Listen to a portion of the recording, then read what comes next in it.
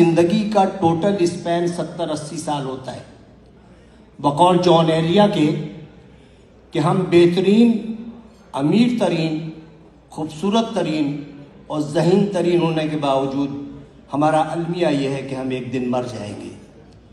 ہمیں یہ سوچنا چاہیے کہ ہم تمام دنیا کی نفرتیں ایک دوسرے کے ساتھ اسی دنیا میں چھوڑ کے جائیں گے، اور جو ہم جس اولاد کے لیے بہت زیادہ کرتے ہیں وہ اولاد ہمیں تھوڑے دن بعد دیوار پہ لٹکائے گی، اس کی اولاد ہمیں اسٹور میں رکھ دے گی، اور جب چوتھی نسل آئے گی تو ہم گاربیج کر دیے جائیں گے۔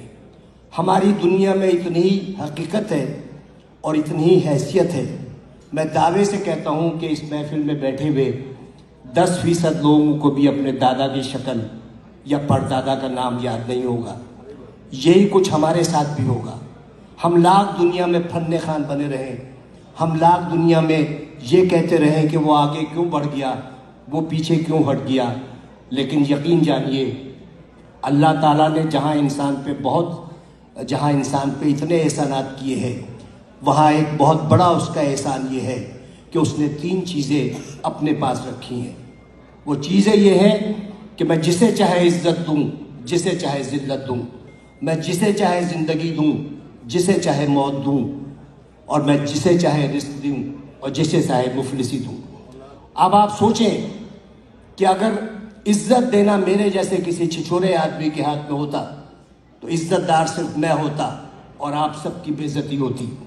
اگر رزق دینا میرے جیسے کسی آدمی کے ہاتھ میں ہوتا تو میرے گودام بھرے ہوتے اور آپ سب بھوک سے مر رہے ہوتے۔ اگر اسی طرح زندگی یا موت میرے ہاتھ میں ہوتی تو صرف دنیا کی آبادی ایک شخص کی ہوتی، کیونکہ میں سب کو موت سے ہمکنار کر دیتا۔ اس راز کو سمجھنے کے لیے ضروری ہے کہ محبت اور نفرت کے بنیادی فرق کو سمجھیے۔ بہت بال برابر فرق ہے۔ محبت کے لیے کہتے ہیں کہ محبت اندھی ہوتی ہے، محبت اندھی ہوتی ہے اور نفرت اندھا کر دیتی ہے۔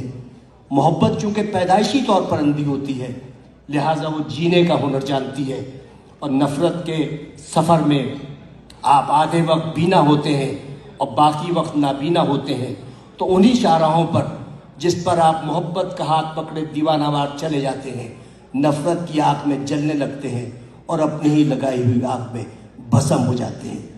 تو نفرت کا کوئی اسکوپ نہیں ہے۔ آئندہ آنے والے وقتوں میں آپ کی نسلیں یہ یاد نہیں رکھیں گی کہ آپ نے کتنے لوگوں سے نفرت کی، لوگ یہ یاد رکھیں گے کہ آپ نے کتنے لوگوں سے محبت کی۔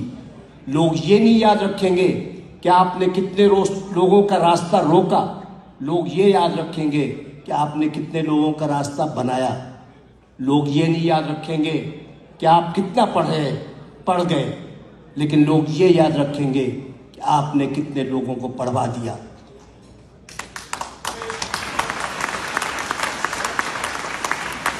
یہ وہ